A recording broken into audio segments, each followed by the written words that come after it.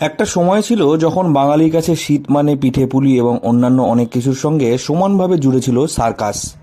ছোটবেলায় শীতকাল এলেই সার্কাসের জন্য অধীর আগ্রহে অপেক্ষা। গ্রামেগঞ্জে সার্কাসে তাঁবু পড়তেই ছেলেপুলেরা লুকিয়ে বাঘসিংহ হাতি দেখতে ছুটত। সার্কাস নিয়ে বর্তমানে সেই উন্মাদনা আর নেই। সেই সব দিন এখন ইতিহাস। বিনোদনের তালিকায় নিত্য নতুন অনেক কিছু যোগ হওয়ায় সেই তালিকায় ব্রাত্য সার্কাস। জন্তু জানোয়ার নিয়ে খেলা দেখানো আগেই বন্ধ করে দেওয়া হয়, তখনই নিজের জৌলুস হারিয়েছে সার্কাস। আর সার্কাস এইভাবে বাঁচানো তো বহুত মুশকিল। আমরা চাইছি যতদিন বাঁচব যে সার্কাস শিল্পী যাতে বেঁচে থাকে, আমার আপ্রাণ নিজের করে লড়ে যাব যাতে সার্কাস শিল্পীটা যাতে বন্ধ না হয়। এরকম জানোয়ার যখন বন্ধ হয়ে গেছে, কারণ বাঘ, হাতি, ঘোড়া এদের গর্জনে এলাকার লোক বুঝতে হয়েছে সার্কাস এসছে, সে মনোভাবটাও নেই। আজ থেকে 20 বছর পিছনে চলে যান, তখন সার্কাসে কী হতো, মানুষ টিকিট পেত না, 1 দিন 2 দিন 4 দিন ঘুরে যেত।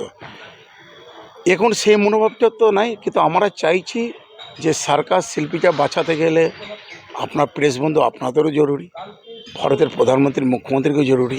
একটা বন দফতরের নিয়মের বেড়াজালের কারণে সার্কাসে বন্য জীবজন্তুদের নিয়ে খেলা দেখানো নিষিদ্ধ করা হয়েছে। করোনার পর এবার প্রথম শিলিগুড়িতে সার্কাস শুরু হতে চলেছে। আগামী রবিবার থেকে শিলিগুড়ির জলপাই মোড়ে এই রোলের সার্কাস শুরু হচ্ছে। এবারে সার্কাসে দর্শকদের মন মাতানোর গুরুদায়িত্ব রয়েছে এই সার্কাসে আসা 3 জোকার ও মণিপুরী শিল্পীদের নানা ধরনের খেলা।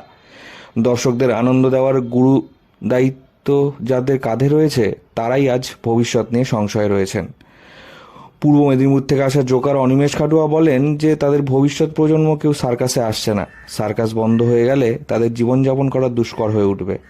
এবার নতুন করে আমার এই জলপাই মোড়ে সার্কাস ময়দান খুঁজে বার করলাম, কেন একের পর এক কিন্তু সার্কাস মাঠও পাওয়া যায় না। এবার মাঠ না পেলেও আমাদের একটা সমস্যা। সরকারি যেরকম সবারই বেকার ভাতা পাচ্ছে, আমাদেরও তো সরকারকে একটু নজর দেওয়া দরকার। যদি সার্কাসটা বন্ধ হয়ে যায় আমরা খাবো কি?